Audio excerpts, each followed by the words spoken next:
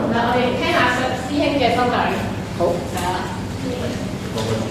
我哋歡迎第10屆學員黃正亮。上一屆嘅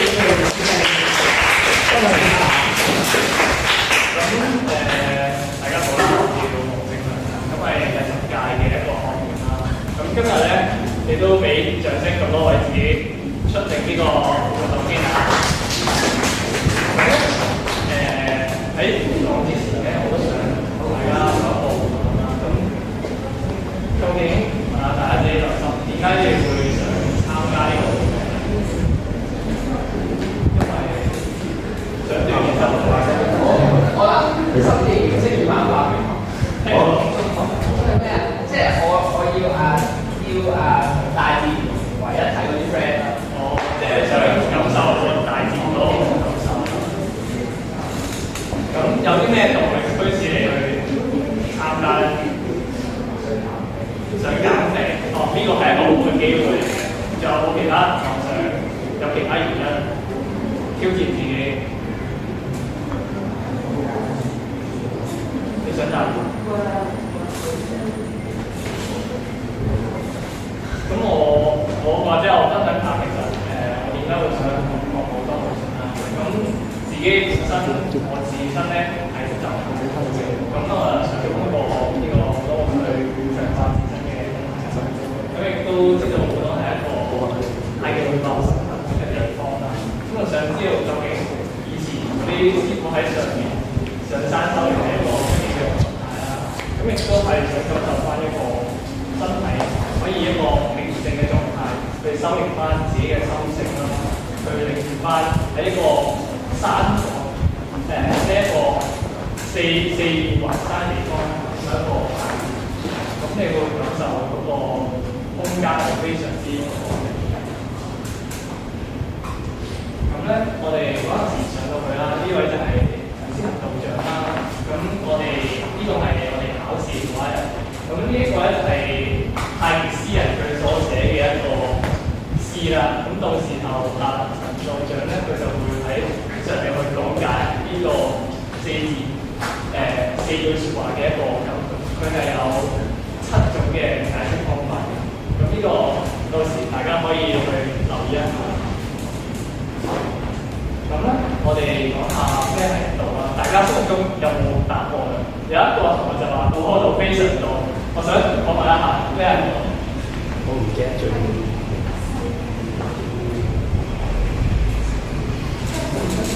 世界觀。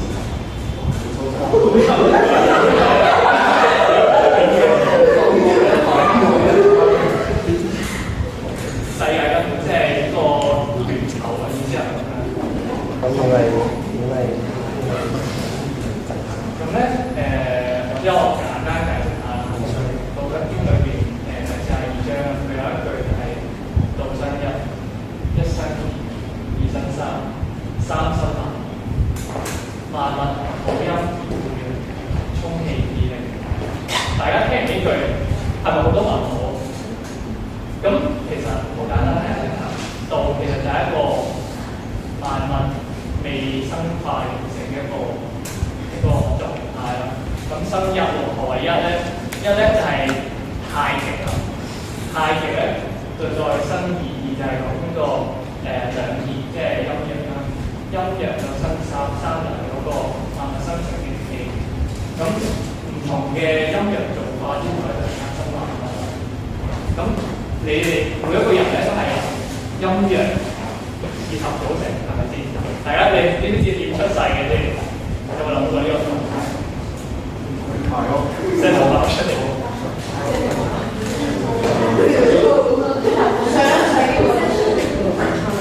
係咪由爸爸媽媽生出嚟？係。其實咧，我陰陽即係點樣講出嚟？咁我充氣嘅所有環境上啲物其實係有四樣嘢，都係創造生命嘅一個。咁通過呢個嘢咧，佢傳翻嚟有嘅。咁我哋就係有一個相對平衡嘅狀態。驚唔驚啊？唔係好驚。我明白。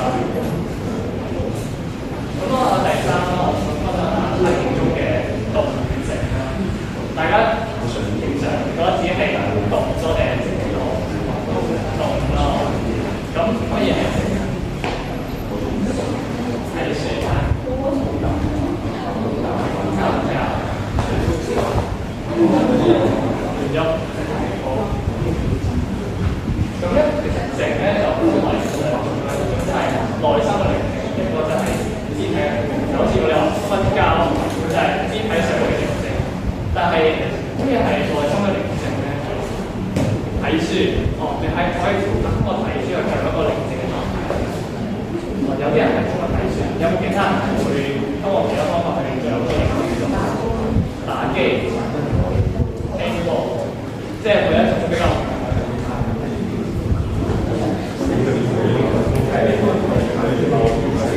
其實咧，內心嘅寧靜咧，其實係一個不被誤解嘅心態。咁有啲人可能睇書聽音樂，咁其實咧打太極咧，佢係一個通過內動同埋主動你內心嘅寧靜，即係好似你想構建嗰個大時間嘅動作，就係呢種咁我係啦。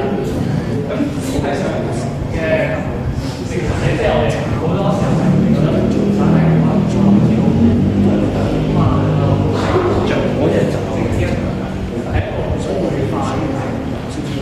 阿身係有冇嗰啲內心嘅平靜你嗰個肢體因為做咗簡單大家成日你就慢慢學翻。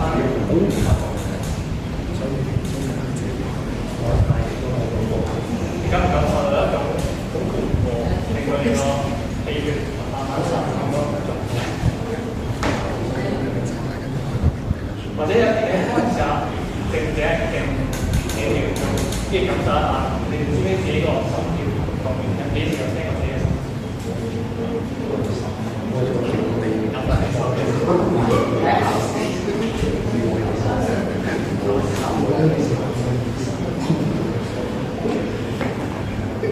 呢個就係講緊我哋嘅係一個互相嘅一個即係覺得生陽靜德嗰啲幾光陰陽相合，咁就係一個健和係有一種狀況。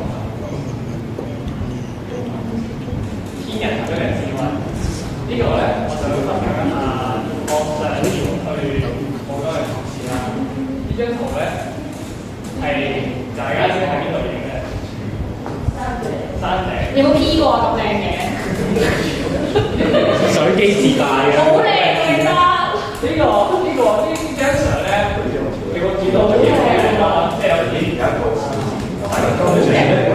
我哋嗰陣時係凌晨3點上山上金頂，嗰陣時咧朝頭早天都未光，好鬼眼都蒙查查咁樣，但係上山嘅時候咧。上山嘅人唔知我哋一係好多人，即係你會覺得係會人山人海去擺咗咁嘅山，但係過程當中咧，有人係覺得即係自己都諗過係影咗相啊，點樣可以影到幾好山？但係因為呢個係一個好難得嘅經驗，雖然我哋上咗山嘅，但係有好多嘅一個機緣啊，即係有喺到山頂嘅時候有好多嘅鏡頭人啦，輪住佢哋一早都打晒嗰啲影呢啲日出嘅位置，我哋基本上都放咗啦。但係咧，我哋因為啲團友，即係我哋嘅隊友，相信佢都係接到一啲呢排又咁啱有一個好專業嘅攝影師嘅隊友，咁就幫我帶到呢個位置去影到呢個日出金地嘅呢個相。咁即係嗰一刻當下，真係真係天人合一嘅感覺。係啦，天地與我共存，萬物與我合一啦。其實呢個世界嗰一刻嘅，你只要覺察到其實係幾正，所以請打每一個分享，亦都感謝大家嚟今日參加到呢個咁精彩嘅活動啊！俾啲掌聲自己先啦。